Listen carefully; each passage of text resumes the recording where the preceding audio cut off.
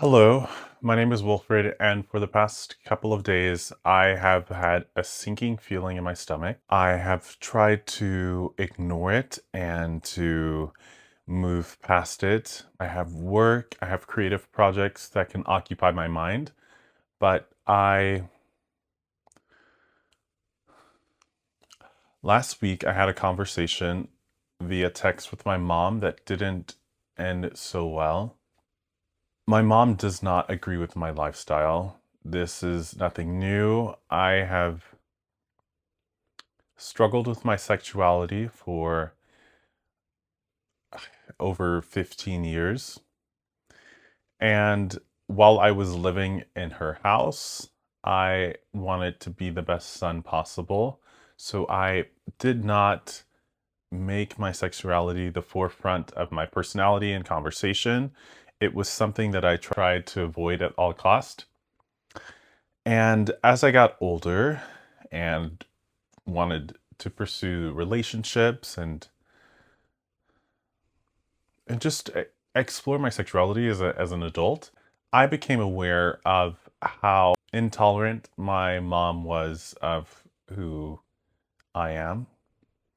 And that put a strain on our relationship. It became difficult to want to speak with her because every situation the disagreement was brought up, the shame was brought to surface about how my lifestyle could affect her role in the family. So we have not spoken as much as I would have liked. And because it's been so long for me, this odd dynamic, I just put it in the back of my head. I thought, I wouldn't think about it. There's so many other things that we can think and discuss and have fun about. And that can go for a period of time. Our conversations always circle back to me not living right or her being vocal about the ways in which she disagrees about my lifestyle. So this past week, I had enough and I told her, I sent her a text, um, just explaining that I did not want to be the target practice for her religion. And I think religion has a bad rep. I don't want to defend religion because I myself am not religious, but so many of my friends have described God as a more loving force than I was introduced to. And because of that, I can see a bigger picture. I think the one that I was presented was painted in one shade, but I think God is so much bigger than we are able to articulate. And sometimes the messenger is not the best person to give you the message, but that does not take away from how strong and true the message is. And if you are giving someone a message of love and acceptance and and knowledge beyond human comprehension, I think that is a beautiful gift and a beautiful energy or knowledge intelligence, higher intelligence to be connected to. This episode is not going to be about my disposition on God or religion. I simply wanted to have a conversation with my mom, or attempt to, at the very least, leave a message to her, kind of clearing the air. I It is not normal for her to not have the last word, and I feel partly responsible for this.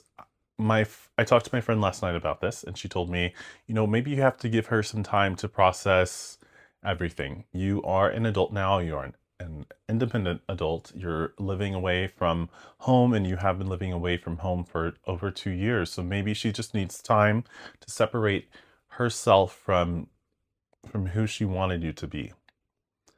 And it's been a week. It's been 15 years of having this conversation. So I don't feel like I'm being the bigger person, but I do feel like I'm doing my due diligence as a son to extend an olive branch. And I'm not going to apologize for my sexuality, for the words that I said, because I was very intentional about what I said and about how I delivered the message. It was firm. It was, I guess, kind to myself. I took ownership of who I was, and I also stated boundaries of what I no longer would accept. And I think that was the clearest way an adult can communicate with their adult parent. So I am going to attempt to call my mom and just have a conversation with her about what happened and if we can come to some sort of consensus.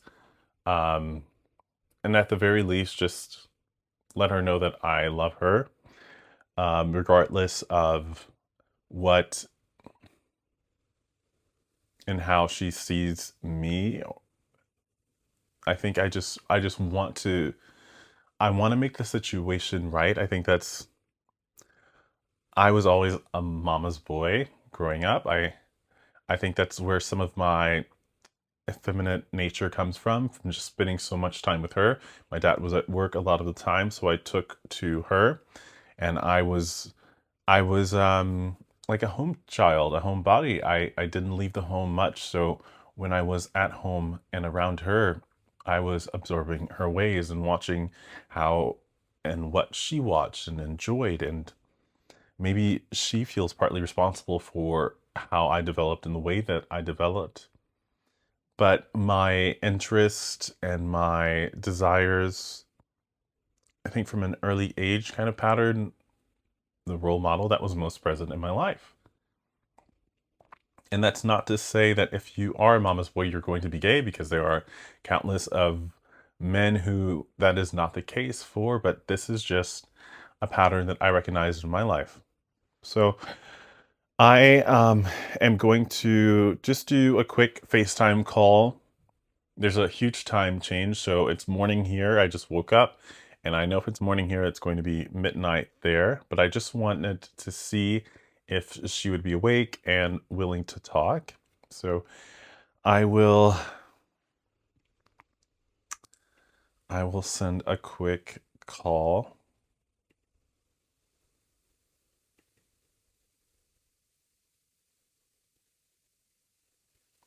And I have no idea how this is going to work because I'm using my phone to record. I cannot hear anything right now. There's the sound of the ringing. I don't know if you can hear it.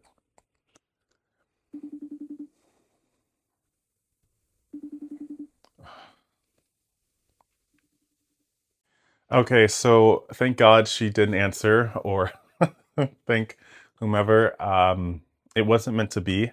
The video cut out during the phone call, as I thought it would, as I thought it might happen, because I am recording with my phone. So I just wanted to give you an update. My mom did not answer, so I left a voicemail to her, letting her know that I loved her and that I hope that we can talk again soon. I think parents,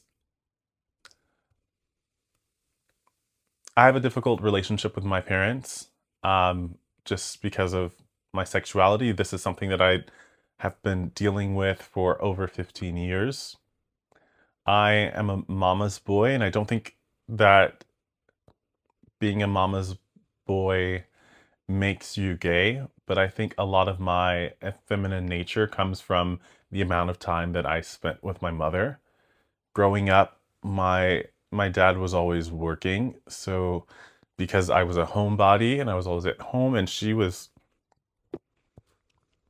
always there, I took to her ways and her interest, and I picked up on these things, on writing and the content that she consumed, and I don't think it made me gay, but I think this was the role model that I had, and the most influence I had during that time of my life. So I don't know if my mom holds herself responsible for that, if she feels somewhat guilty about how she raised us. And it's me in particular, it's um my brother's not gay, so I I think every individual person is responsible for who they are in their life. And who I choose to love is not dictated on my interest and likes. It has a lot to do with what you authorize yourself to do, sexually. And this is another topic for a conversation that I would love to have with you. But in this episode, I just wanted to share with you that the love that you have inside should be given to those who have helped raised you, whether that is your family, your parents, your friends, your partner, people who have invested in you and your life. You owe them that love and care. And I haven't seen my mom in 2 years. Next year, when I plan to visit her, it will be 3. And I just wanted to clear the air of any ill will or any bad feelings that may have festered through our lapse in seeing each other. So that's going to be it for this episode. If you have someone that you love, that you need to tell them that you love them, I hope that this is an encouragement to you. And I will see you on the next episode. I hope you have a wonderful day. Thank you so much.